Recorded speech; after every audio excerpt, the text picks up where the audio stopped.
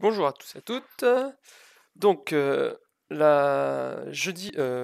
jeudi, on avait parlé de l'effet Venturi, donc un lien entre la pression et la vitesse d'un fluide, souvent c'était l'air, et que quand le fluide avait une plus grande vitesse, du coup la pression était plus faible et que ça avait des conséquences. D'ailleurs, j'ai oublié de conclure à la fin de la semaine dernière, de jeudi dernier, sur certains trucs de la vie de tous les jours qu'on ne sait pas forcément. C'est à cause de l'effet Venturi que quand on double un camion, au moment où on le double, bah, du coup la vitesse entre les deux devient plus importante, donc la pression plus faible. Et donc c'est pour ça qu'on se fait un peu aspirer par le camion. Donc c'est pas parce qu'il y a du vent, alors des fois ça peut être le vent, le camion qui couvre du vent et du coup ça change les sensations. C'est aussi à cause de l'effet Venturi. Et c'est la même raison pour laquelle sur l'autoroute, quand il y a des travaux, on demande de ralentir parce qu'en fait si on passe très vite à côté de quelqu'un, bah, il pourrait être aspiré. Donc il n'y a pas besoin de taper dans quelqu'un, il suffit de rouler juste à côté, et à cause de l'effet Venturi, il pourrait être aspiré. Et c'est la même raison pour lesquelles les trains, quand ils rentrent en gare, bon, ils ralentissent, mais des fois il y a des trains qui passent en gare sans s'arrêter, bah, ils ralentissent quand même. Et une des raisons, alors déjà ils ralentissent parce que quand on s'approche d'une ville, il faut avoir moins de bruit, donc il faut ralentir, mais surtout en gare parce que s'ils allaient trop vite, bah, les gens qui sont sur le quai, s'ils sont un peu trop près, ils risqueraient d'être aspirés. Et bon, vous n'avez pas envie d'être aspiré par un train quand il est à grande vitesse. Donc aujourd'hui, on va parler d'une découverte qui est un peu la petite sœur de la découverte de l'effet Venturi, c'est l'effet Magnus. Alors pourquoi la petite sœur? C'est parce que déjà, l'effet Magnus, il a été inventé, enfin inventé pas du tout, hein, encore une fois, découvert 50 ans plus tard. Et aussi parce que elles sont très liées et les mêmes, les deux sont régis par le théorème de Bernoulli dont on avait parlé la semaine dernière. Donc ils sont dans la même idée que si la vitesse est grande, du coup la pression va être plus faible. Mais du coup, l'effet Magnus, ce qui change par rapport à l'effet Venturi, c'est quand il y a la rotation d'un objet. Donc, avant de parler plus en détail de ce que c'est, on va prendre l'exemple. Alors, on va parler de ça avec plein d'exemples dans cette vidéo. Donc, on va parler de différents sports, on va parler même de films, de bateaux, d'avions, etc. Et le premier truc qu'on va regarder, c'est un des buts les plus connus au monde, un des buts de football les plus connus au monde, c'est le but sur coup franc de Roberto Carlos en 97 face à l'équipe de France. Donc une équipe du Brésil redoutable, et donc coup de pied arrêté de Roberto Carlos. Il est à 35 mètres. Je vous laisse regarder. C'est-à-dire qu'il va frapper presque extérieur du pied. Et attention à la trajectoire, Fabien. Extérieur du pied. Et but. Extérieur du pied. Bon, la qualité n'est pas énorme. Et là, on voit mieux. Qui contourne le ballon. Regardez, on croit qu'elle va sortir. Alors là, on voit déjà bien que la trajectoire que suit la balle. Ouais. On voit bien cette trajectoire-là, là, ici. Alors, autre petit ralenti. Voilà, si je reviens en arrière, mais ça c'est regardez, on croit qu'elle va sortir. Et avec l'effet, elle touche l'intérieur du poteau. But somptueux de Roberto Carlos. Effet incroyable. Alors, il a quoi de particulier ce but? Alors en fait, il a quoi de particulier ce but? Déjà, on peut voir facilement que... Un petit indice, si vous regardez le jeu de caméra, vous allez voir que les deux caméras, hein, les deux caméramans, ils se sont fait avoir les deux par Roberto Carlos, comme tous les autres, tout le monde, et même Fabien Barthez. C'est le goal à ce moment-là. Si vous regardez le jeu de caméra, hop, là, la caméra elle commence à suivre le ballon. Qui contourne le ballon, regarde. Et le caméraman il anticipe que ça va partir par là, que c'est trop loin. Et on croit qu'elle va Hop, sortir. et il revient, il est obligé de revenir. Et même l'autre caméraman c'est pareil. Hop, il commence à suivre le ballon et oh là, oh là, oh là, oh là, qu'est-ce que j'ai fait? Qu'est-ce que j'ai fait? Et Fabien Barthez, il est sur ses pieds, il n'a pas bougé parce que en fait, il s'y attend pas. Pourquoi il s'y attend pas? Oula, oui. Chut. Pourquoi il s'y attend pas, Fabien Barthez? Pourtant, c'est quelque chose de classique, ce coup de pied. C'est pas quelque chose qui a été inventé par Roberto Carlos. C'est juste qu'il l'a fait tellement bien que ça a encore plus surpris. la courbure qu'il a donnée à son ballon était vraiment très très importante, bien meilleure que certains autres coups de pied comme ça. Donc, on va regarder un petit schéma, hop, pour comprendre ce qui se passe. Hop, ouvrir. Ah, on n'est pas dans le bon truc là. Hop. Alors, déjà, on va dézoomer un petit peu. Donc là, j'ai préparé le petit schéma. Donc là, ça c'est la balle, ici, là. Ça c'est la balle de Roberto Carlos. Ici, ça, c'est le mur. Donc ce qu'on appelle le mur en football, c'est des joueurs de l'équipe qui défend, qui se mettent debout les uns contre les autres, épaule contre épaule, pour que le joueur ne puisse pas tirer directement, pour pas que ça fasse comme un penalty. Bon, là, c'est pas tout à fait comme un penalty parce qu'il est quand même à 35 mètres, Roberto Carlos. Donc c'est à une distance très très importante. Le milieu de terrain, c'est 50 mètres. Et donc là, c'est le gardien, Fabien Barthez, avec les cages, ici. Et donc, ce qui se passe, vous entendez, alors je sais pas si vous avez bien entendu, mais le commentateur, il est très bon, hein, il dit, ah là, vu comment il est placé, il va faire un coup de pied extérieur. Et donc, en fait, ça va faire quoi? Donc lui, coup de pied extérieur, ça veut dire qu'il va venir taper ici, là. Au lieu de taper, franchement, alors, ouais, au centre de la balle comme ça, extérieur, ça veut dire qu'il va venir taper, j'ai oublié d'éteindre mon téléphone, sur le côté comme ça. Oula, hop. Il vient taper sur le côté comme ça. Et alors, qu'est-ce que ça va faire ça? Il tape sur le côté, mais il arrive à faire en sorte que la balle, elle parte quand même par là. Donc la balle, elle part par là. Maintenant, qu'est-ce qui va se passer? Oui, je sais. Qu'est-ce qui va se passer? Je vous refais un petit schéma à côté. Là, vous avez la balle ici. Et comme il a tapé sur le côté, ici, elle va se mettre à tourner. Elle va se mettre à tourner comme ça. Mais elle a une vitesse, la balle a une vitesse qui est comme ça. Ça, c'est sa vitesse.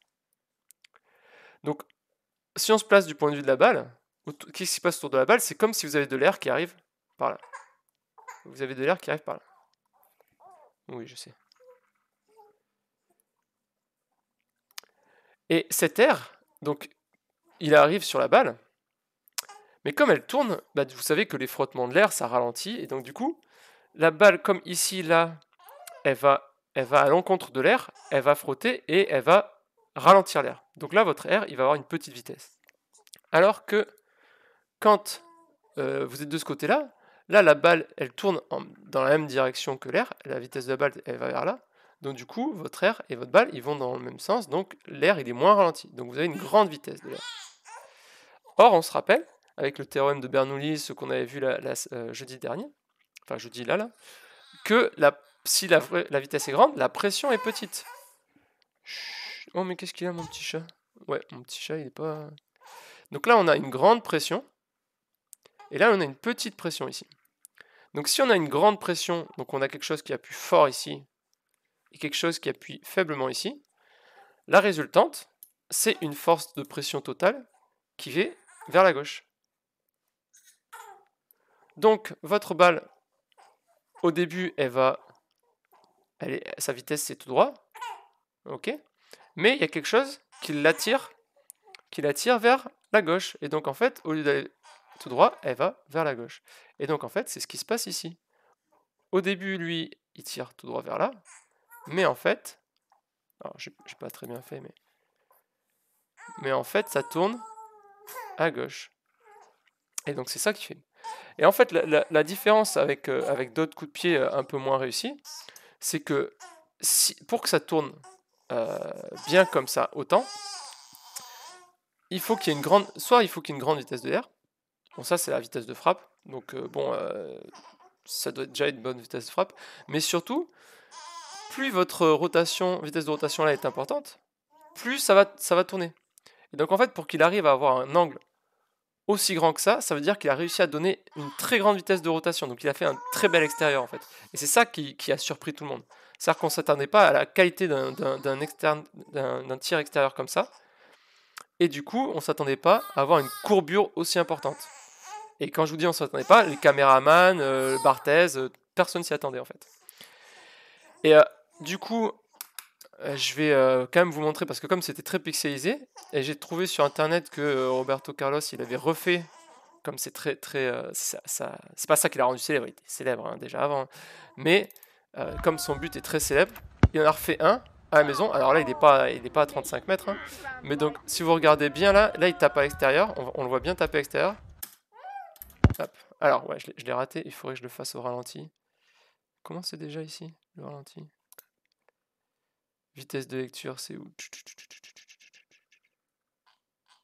Lecture. Ouais, bon, attendez, hop, on va le faire comme ça. C'est-à-dire qu'il va Ah frapper non, c'est pas ça que je veux faire. Bah, je l'ai pas.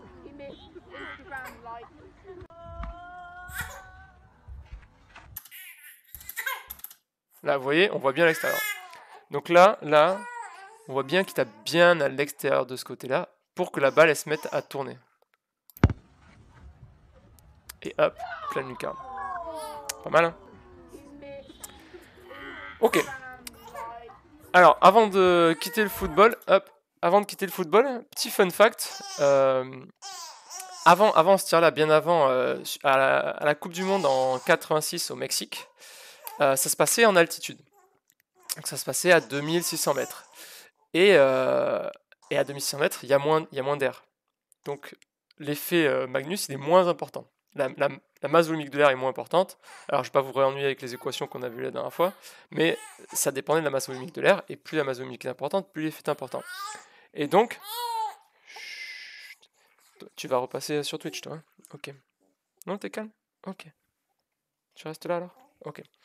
Donc plus la masse volumique de l'air est importante, plus l'effet est important. Donc si vous êtes en hauteur, l'effet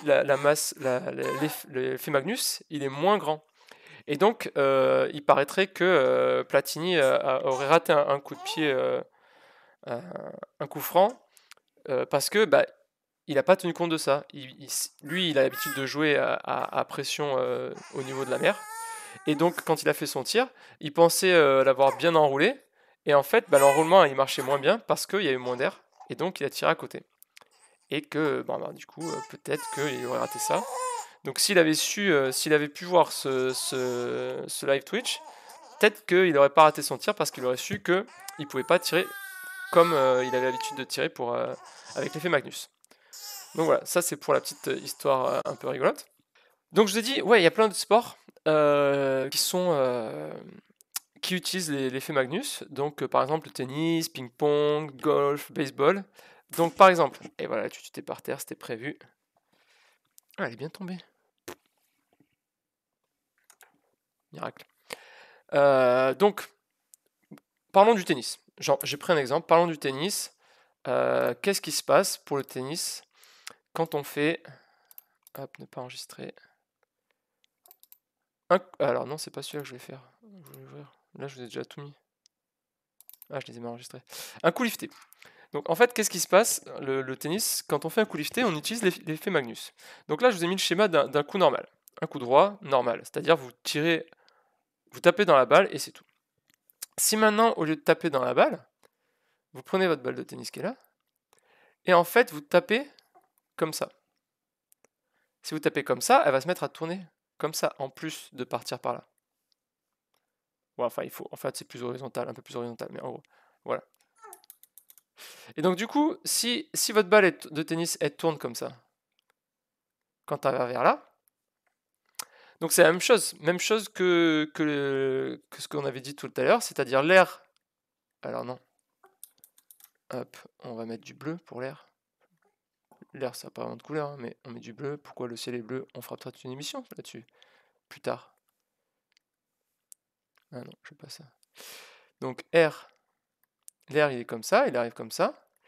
Mais l'air qui est ici, là, il a toujours la même vitesse, qui est grande, parce que ça, c'est dans le même, la balle, elle tourne dans le même sens. Mais là, la balle, elle s'oppose au mouvement de l'air. Donc du coup, votre air, il va moins vite, il y a une petite vitesse. On refait le même raisonnement. Donc là, une grande pression, et là, une petite pression. S'il y a une petite pression là, ça veut dire qu'il y a très peu de force ici, et beaucoup de force ici. Donc la force totale, c'est une force qui est vers le bas. Du coup, l'effet lifté, si vous faites avec le même tir, mais en le liftant en plus, vous allez avoir... Attendez, je vais faire comme ça fait des trucs plus jolis en moyenne, en général. Vous allez avoir un truc qui va, au départ, se ressembler, mais qui va tomber, et tomber de plus en plus, qui va tomber plus bas. Donc ça c'est un coup lifté. Ah non, par contre, je peux pas écrire avec. C'est ça le piège.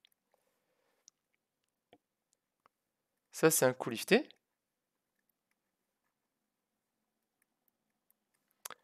Alors, ça, c'est un coup lifté si on l'avait tapé de la même façon.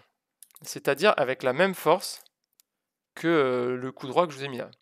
Mais l'avantage du coup lifté, c'est que, vu qu'on voit qu'il tombe plus bas plus vite, donc il est plus court. Bah là, le gros avantage que ça a pour les joueurs, c'est qu'en fait, ils peuvent taper plus fort. Donc si je change de couleur, hop, je vais mettre en violet, ça permet de faire en fait un coup. Ah là là, je dessine pas très bien, mais il y a un truc qui s'agite dans mes bras là. Et donc en fait là, on fait un coup avec beaucoup plus de force, donc votre coup il part au début plus droit. Ah là là. Je suis pas très bon là avec une main, c'est pas facile. Au départ, il part plus droit, puisque la gravité elle le fait tomber moins loin. Mais après, donc vous allez taper plus fort, mais après il va tomber au même endroit. Donc ça c'est coup lifté fort. Donc c'est pour ça que les services peuvent être faits à des vitesses plus importantes aussi, potentiellement. Enfin, le service, je sais pas si les services sont liftés, tu me diras. Mais ça permet de faire des coups plus forts parce que du coup on a moins peur que la balle sorte. Parce qu'en fait, si on fait un coup droit fort, bah, imaginez que votre coup droit il est comme ça, donc au début il suit la même courbe. Hop. Et puis après, juste il va tomber moins vite. Bah, peut-être il va tomber hors du terrain. Il tombe hors du terrain. Donc vous avez fait faute. Alors qu'avec le coup lifté, vous avez moins de chances de faire faute. Et vous pouvez taper le plus fort. Alors après, bon, le rebond aussi va être différent, mais ça c'est pas l'effet Magnus. Mais si vous avez une rotation ici, votre rebond va être différent. Donc ça c'est une autre conséquence, mais c'est pas l'effet Magnus. Et en ping-pong c'est la même chose. C'est exactement le même principe, donc je vais pas vous le refaire. Hein. En ping-pong c'est exactement le principe. Ce sera plus facile de passer le filet en tapant quand même fort. Et le ping-pong, les coups sont très très souvent liftés. Et donc, au contraire, par exemple, au golf, vous ferez des coups. Déjà, faire des coups liftés, c'est compliqué parce qu'il faut taper sur le dessus de la balle en général. Mais vous pouvez faire au contraire des coups liftés dans l'autre sens. Et donc, si votre balle elle tourne dans ce sens-là, parce que vous avez tapé suffisamment bien, je ne suis pas un joueur de golf, donc je ne vais pas vous dire comment on fait un coup lifté au golf, bah, la force de pression, elle va être vers le haut. Et du coup, elle va lutter contre la force de gravité. Et donc votre balle, elle va tomber moins loin. Elle va avoir plus de temps de trajet, elle va tomber moins loin. Elle va aller, pas moins loin, plus loin. Votre balle, elle va atterrir plus loin.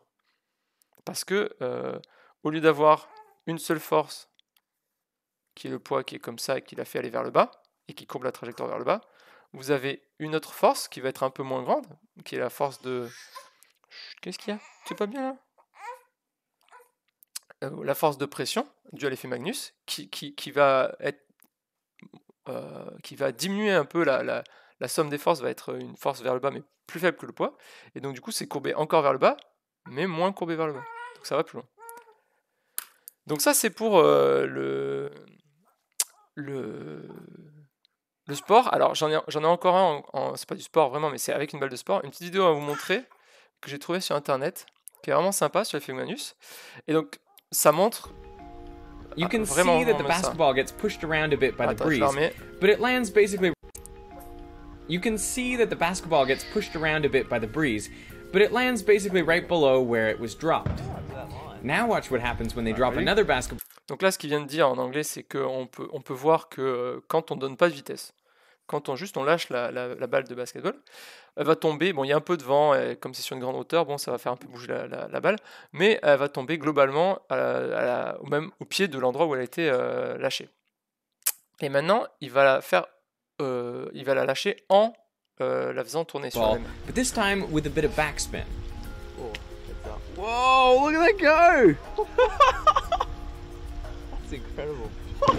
Ouais, je trouve ça assez exceptionnel. Donc du coup, je voulais vous expliquer cette petite expérience qu'ils ont fait. Donc, un petit schéma. Hop, pas enregistré. Donc voilà. Donc là la première. Donc ça, c'est le barrage ici avec l'eau. Barrage. Eau. Et là, la première flèche que j'ai représentée ici, c'est la chute tout droit. C'est-à-dire que vous lâchez la balle, il ne se passe rien, voilà. Si maintenant votre balle, du coup, vous la faites tourner un peu comme ça. Donc vous la faites tourner dans ce sens-là, elle tourne comme ça. Hop. Cette balle qui tourne dans ce sens-là, il va y avoir l'air qui arrive parce qu'elle tombe. Pareil, l'air, il arrive comme ça. Voilà. Non. Il arrive comme ça des deux côtés, hop, de tous les côtés de la balle, mais comme elle tourne, il va pas avoir la même vitesse ici. Ici, vous vous rappelez, ça va dans le même sens, la vitesse de la balle est par là. Donc là, vous allez avoir une grande vitesse de l'air. Ici, vous allez avoir une petite vitesse de l'air. Si c'est une petite vitesse de l'air, du coup, donc là, on a une grande vitesse, petite vitesse. Du coup, la pression, petite pression, et grande pression. Et du coup, votre balle, elle va être orientée vers là. Donc là, il y a la force de pression due à l'effet Magnus. Ça va la faire aller vers la droite. Donc, la trajectoire de votre balle, ça va être quelque chose comme ça. Alors, non. Parce qu'en fait, au début, ça va être très droit, puisqu'il y a très peu de vitesse. Mais après, au fur et à mesure que la balle prend de la vitesse, la courbe, l'effet Magnus va être de plus en plus important, jusqu'à ce que la vitesse soit très très grande. Et donc c'est pour ça qu'on voit qu'au début, ça se dévie quasiment pas. Et plus la balle prend de la vitesse, plus la courbure devient importante. Et donc voilà ce qu'on obtient. Donc c'est ça, c'est le schéma de l'expérience que vous venez de voir. Donc, pour résumer, je vais vous montrer une vidéo d'expérience que j'ai trouvée encore une fois sur internet. Donc ça, c'est quelqu'un qui le fait avec un... Ici, ça c'est un tube creux. En gros, c'est en polystyrène. Donc c'est très très très léger. Et en même temps, il y a plein d'aspérité. Donc qui dit plein d'aspérité dit que ça va faire beaucoup de frottement avec l'air, donc un effet Magnus qui va être quand même assez important. Et donc je vous remets là le premier, il le lance comme ça. Donc ça veut dire que la rotation elle se fait dans ce sens-là. Donc si la rotation elle se fait dans ce sens-là, vous vous rappelez et la vitesse elle est par là. Donc si la rotation est comme ça, qu'est-ce qui se passe? Ça va.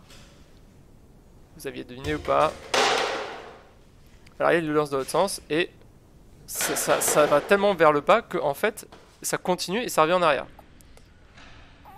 Donc là, je vous ai dit ça va dans ce sens-là. Donc la vitesse en haut, elle est très grande puisqu'elle est dans le même sens que de rotation, dans le même sens que le mouvement de l'objet. Et la vitesse de l'air en bas, elle est assez petite. Donc la pression est grande en bas et la pression est petite en haut, donc ça va vers le haut. Oui, je sais mon petit gars. Ça te passionne pas la physique, mon petit gars? Bah, pourtant c'est bien. Pourtant c'est bien la physique. Regarde, c'est super. Et du coup, le ralenti de l'autre, je trouve ça assez rigolo parce que c'est même plus que ça le fait tomber, c'est que ça le fait même revenir en arrière. Hop. Là, ça le fait tomber plus vite. Et après, il y a encore de la vitesse, mais du coup, ça continue à le pousser vers là. Donc, c'est même plus vers le bas, mais ça revient en arrière. Donc, oh oui, je sais. Ah oui, on a bientôt fini. Peut-être pas encore. Du coup, pour changer un peu du sport, des trucs, là, on va parler de fiction. Donc, je sais pas si vous connaissez ce film, Wanted, c'est une sorte de nanar à grand budget, avec Angelina Jolie, Morgan Freeman, James McAvoy. Il n'était pas encore très connu à l'époque. Et en gros, je vous fais un synopsis, ça tient en une phrase, allez, deux. Synopsis, c'est en gros une secte de tueurs, mais bon, un peu gentils, sauf certains qui sont méchants, voilà. Et pour faire partie de la secte de tueurs, avec des flingues, il faut réussir à faire courber la trajectoire de la balle une fois qu'on l'a tirée. Donc, et c'est pas avec de la magie, hein, c'est censé être que avec de la physique, voilà. Donc bien sûr, bon, vous vous doutez bien sûr que c'est du bullshit, mais on va étudier de voir, parce que normalement pour courber ça, ça devrait être l'effet Magnus. On va voir est-ce que ça peut être l'effet Magnus ou pas. Donc, je vous montre la petite vidéo, hop.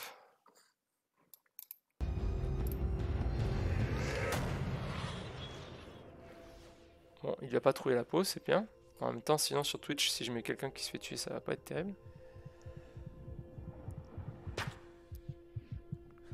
Donc voilà, Angelina Jolie qui était entre lui et la cible, et il a réussi à faire contourner à la balle Angelina Jolie en faisant son petit mouvement de poignet qui crée une rotation. Alors si vous voyez bien là, l'idée qu'il y a derrière dans le film, c'est que le ralenti là, on voit... Alors non, on voit plus. Là vous voyez, on voit la balle qui... Pourquoi tout à l'heure il me proposait ça, pas ça là? Ah, c'est parce que c'est des MP3. On voit que la balle tourne là. Donc c'est soi-disant cet effet de « Ah, j'ai fait tourner la balle et du coup, bah ça va faire courber la trajectoire. » Grâce à l'effet Magnus. Ah ben on va étudier ça et on va voir si c'est faisable. Ah bon, en vrai une courbure énorme comme ça, ce serait pas possible. Mais déjà, on va voir est-ce que c'est faisable. Donc, on fait un petit schéma. Un petit schéma de la balle. Donc là, il y a la cible. Donc j'ai pas dessiné Angelina Jolie, elle aurait pas été très jolie. Hein. Donc là, la balle avance comme ça. Donc on va faire l'air. L'air, il est comme ça, ici. Par rapport à la balle. En fait, l'air, il bouge pas, mais c'est par rapport à la balle. Et la balle, elle tourne sur elle-même comme ça. Il faut que vous voyez qu'elle tourne vraiment sur... C'est longitudinal. Elle tourne autour de cet axe ici, là. Elle tourne autour de cet axe-là. Comme ça. En fait, elle fait un truc comme ça. Elle tourne autour de là. Alors, qu'est-ce qui se passe pour l'air qui arrive comme ça? Bah, la rotation, la rotation, elle est perpendiculaire à l'air, là. Elle est perpendiculaire à l'air, et donc du coup, bah, en fait, ça change rien. À quel que soit le point de la balle, ici, vous allez avoir une certaine vitesse, et en dessous, vous allez avoir la même vitesse. Et sur le côté, la même vitesse. Donc, en fait, si vous avez la même vitesse partout, bah, la pression, c'est la même partout. Pression, pression, pression, c'est la même partout. Donc la somme des forces de pression... Ah ben voilà, t'as fait caca, c'est pour ça. Non mais oui, c'est pour ça. La force de pression, c'est la même partout. Donc du coup, bah, la somme des forces de pression, elle vaut 0, c'est nul. Donc bah, il n'y a pas de force. Pas de force de pression. Tu veux une tutute? Je te donne celle qui est propre? Ou tu veux la sale? Plus de goût. Hein. Celle, ça a du goût. Allez, bah non.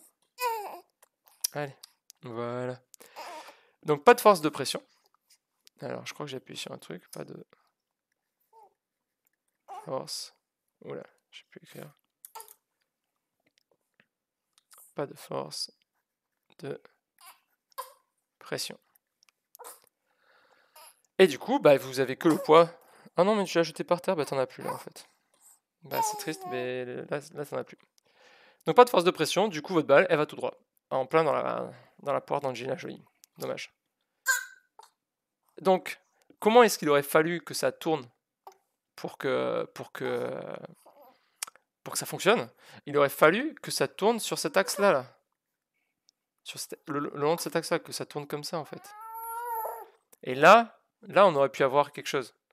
Mais donc du coup, une balle, elle est profilée pour pas tourner comme ça. Il aurait fallu que ce soit une balle ronde en fait. Les balles genre des mousquetaires ou des trucs comme ça.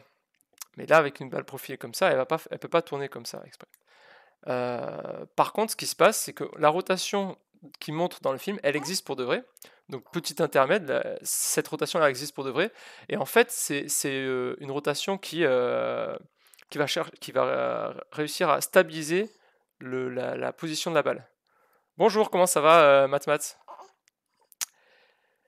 Et donc ça, c'est grâce à ce qu'on appelle l'effet gyroscopique. Quand on fait tourner quelque chose comme ça, ça a tendance à stabiliser sa position. C'est-à-dire pour ça que quand vous êtes à vélo, si vous êtes immobile, essayez de rester sans les pieds sur votre vélo, juste sur les pédales, vous allez tomber. Alors que quand vous roulez, c'est très facile, et plus vous roulez, plus c'est facile. Donc c'est grâce à la stabilisation gyroscopique. Ben moi ça va très bien, merci. Mais tu vois, le petit chou il est moins content là. Il veut que je m'occupe de lui, mais tu vas attendre encore un tout petit peu. Et donc grâce à ces effets gyroscopiques, et ça c'est fait exprès dans les canons de pistolet ou quoi, c'est rainuré exprès pour faire tourner cette balle. Oui, je sais. Tu veux que je te remette sur l'entre un petit peu? Allez, hop, on change de position. Hop, en plus c'est au milieu, tu vas falloir qu'on aille le changer après. Donc, du coup, Wanted, c'est un gros nanar et c'est absolument pas possible. On le savait déjà, on s'en doutait, mais même sur le principe, c'est pas possible. Ah, ok. Oui. Attends, calme-toi. Oui, je sais. Il faudra que je sois debout, mais là, je suis un peu trop. Donc ça, c'est pour Wanted. C'est pas possible de le faire comme ça, mais il y a une célèbre marque de pistolet en jouet pour enfants qui l'a fait du coup. Alors je vous montre un petit vidéo d'un test. Donc vous voyez, je vous avais dit, il faut que la bille soit ronde. Et en fait, il y a le canon qui est là, qui, comme il est orienté, vous voyez, il y a une petite encoche qui va créer une rotation sur cette encoche, le long de cet axe, cette encoche-là.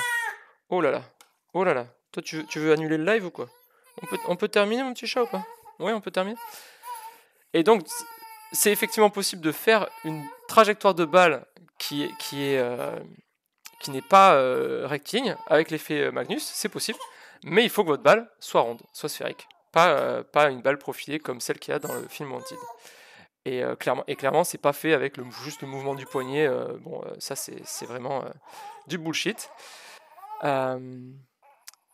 Voilà, mais alors du coup, il faudra que tu regardes le début parce que c'est la première chose dont j'ai parlé, le fameux but de Roberto Carlos en 97.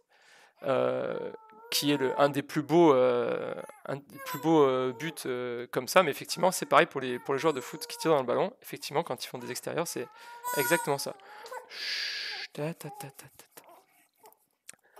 Alors, et d'ailleurs, les trucs de balles en mousse là que je viens de vous montrer, c'est un petit peu un gadget, mais je sais pas si vous connaissez le paintball, airsoft, tout ça. Ben en fait, ils ont fait des trucs comme ça où justement grâce à l'effet Magnus, ils font aller la balle plus loin. Parce que du coup, ils la font tourner, et donc il y a moins de gravité. Il y a la force totale de gravité plus force de pression qui se compense un peu, et du coup, elle va plus loin. Parler un peu de trucs un peu plus sérieux.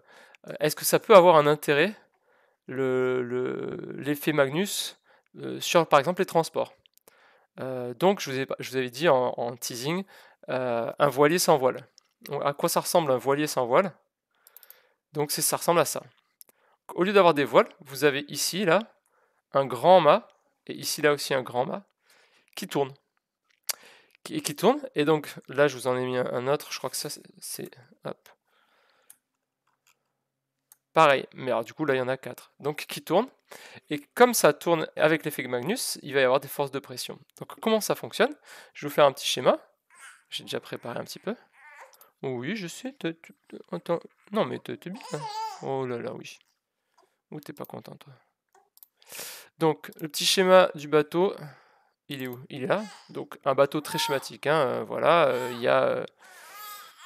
ça, c'est le bateau. Hein. Oh là là. Oui, oui, oui. Le bateau, il est là. Ça, c'est le bateau. Et là, vous avez le mât. Ça, c'est le mât. Et donc, le mât tourne. Donc, si vous avez un vent qui arrive de par la gauche, vous faites tourner votre mât dans ce sens-là. Donc si vous le faites tourner dans ce sens-là, vous voyez que la vitesse qui va être ici, elle va être plus petite que la vitesse qui est là, puisque là, il tourne dans le même sens, il va dans le même sens que le vent, alors que là, il va dans l'autre sens. Donc s'il va dans l'autre sens, la vitesse, elle est diminuée. Et donc, là, vous avez une petite vitesse, là, une grande vitesse. Donc là, une grande pression, et là, une petite pression. Il en résulte que, là, vous avez un truc qui appuie fort ici, et là, vous avez un truc qui appuie très faiblement ici. Et donc, du coup, la somme des forces de pression, ça devient... Mais pourquoi? La somme des forces de pression, ça devient une force, hop, qui va vers la... Alors, c'est pas vers le haut que je la dessine, hein, c'est vraiment, elle va vers l'avant. J'aurais dû mettre une petite perspective. Et si maintenant vous vouliez que votre bateau il aille vers l'arrière, il suffirait de le faire tourner dans l'autre sens. si vous le faisiez tourner dans l'autre sens, votre mât, bah du coup, vous inversez les vitesses, celle-là serait petite, celle-là serait grande, etc. Tout serait inversé, et donc les forces de pression, elles iraient vers l'arrière. Donc ça, c'est le principe, donc ça existe. L'idée, c'est que du coup, ça consomme moins d'énergie que ce que ça vaudrait en utilisant une hélice. L'inconvénient, c'est que c'est un voilier. Donc un voilier, ça dépend du vent. Donc si vous n'avez pas de vent, bah, votre truc il avance pas. Donc au XXIe siècle, avoir un bateau qui peut avancer que quand il y a du vent. Bon, donc en fait, après, bon, vous prenez forcément un autre système avec un moteur hélice à côté. Mais donc c'est en supplément. Bon, en vrai, c'est pas très utilisé. Parce que ça dépend du vent, de la direction du vent. Si votre vent arrive de face ou de dos, vous pouvez plus l'utiliser. Il faut que ça soit forcément de droite ou de gauche. Donc du coup, c'est un peu limitant. Donc ça a pas trop servi. Je crois que c'était le commandant Cousteau qui avait un bateau comme ça. Je crois que c'est celui-là que je vous ai montré. Hop, celui d'avant. Hop, il n'y a pas celui d'avant. Je crois que c'est celui-là, c'était le bateau du commandant Cousteau, ça. Mais je suis pas sûr du tout, hein, je me rappelle plus. Donc pour le bateau, ça existe, ça fonctionne, mais en fait, personne s'en sert. Il y a pas très peu de bateaux qui sont dessus, donc peut-être qu'il y a des gens qui vont le développer, mais bon, pour l'instant, c'est pas très développé. Maintenant, l'avion. Pourquoi on n'utiliserait pas ça pour l'avion? Puisqu'on a vu que, avec la vidéo de jeudi, qu'on utilise l'effet Venturi. Ça y est, il dort. On utilise l'effet Venturi pour faire décoller un avion, avec la forme de l'aile. Donc si vous ne l'avez pas vu, vous pouvez aller voir soit sur YouTube, soit celle-là, elle est encore sur Twitch. On utilise la forme de l'aile qui fait que la pression n'est pas la même au-dessus et au-dessous, et donc ça permet de faire décoller l'avion. Mais on pourrait très bien se dire qu'on va faire utiliser l'effet Magnus. Et d'ailleurs, là, ça c'est une vieille photo que j'ai trouvée sur internet, d'un truc, un prospectus. Ça c'est un avion qui n'existe pas, mais c'est une vue de l'esprit, en fait c'est un dessin. Donc on mettrait un rouleau qui tourne, et donc grâce à l'effet Venturi, bah, ça pourrait faire décoller l'avion. Puisqu'en gros, si vous est-ce que j'ai préparé un schéma ou pas de ça? Je n'ai pas préparé de schéma de ça.